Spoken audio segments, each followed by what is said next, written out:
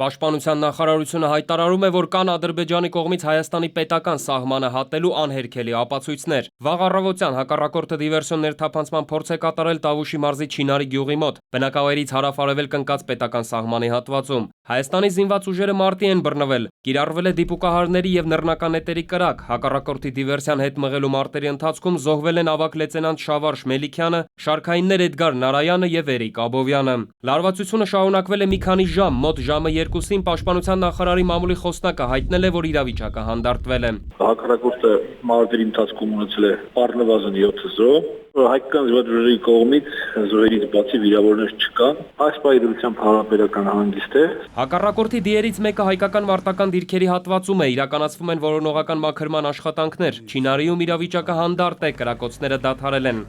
Դուրս եկա դուրս, արդեն կրակոցները լսեցին, ու արդեն բոլորս իջանք ներքև, գյուղը միավորվեց ու ջահելները մեծ փոքր բարձրացան վերև։ 24 տարի առաջ 92-ի դեկտեմբերի 29-ին հակառակորդն այստեղ կրկին ակտիվացել էր։ Չինարիում հիշում են եւ պատրաստ են բանակի հետ պաշտպանել իրենց գյուղը։ 92 թվականի այս նույն օրը մեծ հարձակում եղավ հակառակորդի կողմից եւ ուտեղ խաղաղին զոհերի գնով իրանք հետ շփոթվեցին։ Տայքեն ստեմի 150 հոգի էվակուացիա մեստեղ։ Կան սպասում են բանակի հրամանին։ Ինչ հրաման տան կատարեն տղեկան։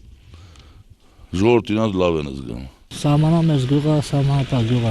Միշտ էլ վտանգ կա, գյուղացիներ, զինվորություններ միշտ էլ պատրաստ են էլի։ Կանխելով սահմանին հակառակորդի ոտնձգությունները, բանակը լիովին վերահսկում է իրավիճակը։ Դավիթ Սարգսյան, ժամը լրատվական։